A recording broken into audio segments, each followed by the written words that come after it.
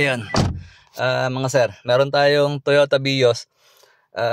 Ito ay matagal na ring nagpapa-schedule. Ngayon lang natin na-schedule. So medyo maluwag tayo ngayon sa grahe. Ayan. So ngayon nga lang nadala ni sir. At ang concern, ayun. Naka-on yung susi.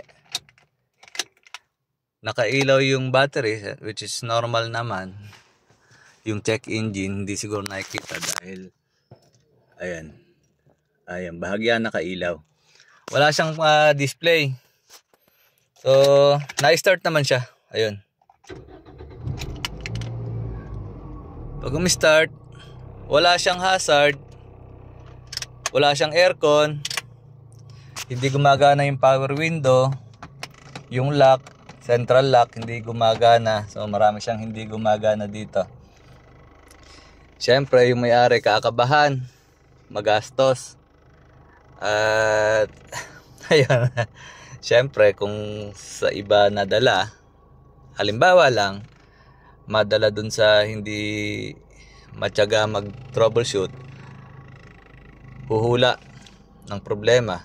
It's either ECU or alternator, dahil ayun, nakailaw yung battery, may check engine, pwedeng alternator, yung charging system, wala rin siyang signal light. At kung magkataon naman na medyo abusado yung kanyang mapuntahan, malamang gastos ito, malala.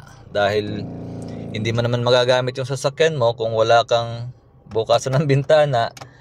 Ayun, wala kang aircon, paano mo magagamit yan? Mainit. Pero dito sa atin, dahil tinatyaga natin gawin, hanapin kung anong problema, napaka basic nan mga sir. Papakita ko sa inyo. So, i-on natin yung hazard mga sir. Ayan, naka-on yung hazard. Tayo dito sa battery. Dito sa diagram, may tatlo siyang fuse, alternator, ABS, main. So, abangan nyo yung signal light. May gagalawin na ako dito, gagana na yan. Ayun. Meron na. So, madali lang yung problema dito mga sir. Andito lang, may nagdulos lang dito. At solve na yung problema ni sir.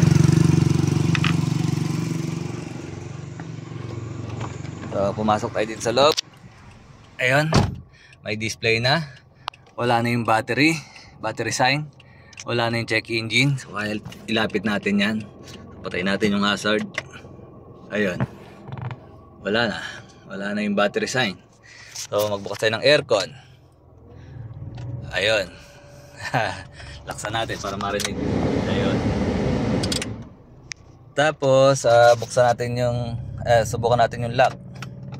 Ayun, naglalak na rin yung power window. So ayun, okay na. Yung kabila, ayan. So working lahat mga sir. Pero mga sir, yung mga sinabi ko kanina ay mga posible lang mangyari. Hindi ko naman sinasabi na kapag dinala nyo ito sa ibang pagawaan, siguradong yun ang mangyayari. Yan ay mga posibilidad lang base sa mga nababalita natin, naririnig natin, nakikita natin sa social media na mga nangyayari doon sa mga nagpapagawa na bibiktima. At dito sa atin, marami na rin pumupunta na galing sa ibang pagawaan, yun yung mga istorya nila. So, yung mga sinabi ko kanina ay posible lang mangyari at hindi yun yung eksaktong mangyayari. Doon naman sa mga nag-comment sa in-upload kong video doon sa ating Facebook page, doon sa ating Facebook Reels, may nagsasabi na walang kwenta yung video dahil hindi naman daw wala silang matututunan. So, lagi kong sinasabi mga sir, yung mga video ni Sulit Garage, marami kayong matututunan dyan. Kailangan nyo lang lawakan yung inyong pag-unawa mga sir at hindi kayo nakapokus doon sa ipapakinabangin nyo lang. At like ko sinasabi mga sir, sa mga video ni Sulit Garage, matututo kayo ng technical, ng mechanical, dahil alam niyo naman si Sulit Garage malakas tumambay. At mga sir, pwede rin kayo matuto ng electrical dahil nakaka-chamba rin tayo dyan. At pang-apat mga sir, pinaka-importante sa lahat, matututo kayo ng good manners and right conduct kay Sulit Garage. So ulitin ko lang mga sir, para dun sa mga nawawala ng kwenta dun sa Reels video ni Sulit Garage mga sir, ito lang yung gusto ko matutunan nyo. Matuto kayong maghintay mga sir. At huwag mag-focus doon sa mga bagay na pakikinabangan nyo lang ng personal. Tapos pag hindi kayo nakinabang, sasabihin nyo na walang kwenta yung video ni Sulit Garage. So wag ganun mga sir. Hindi good manners yon. Yun lang.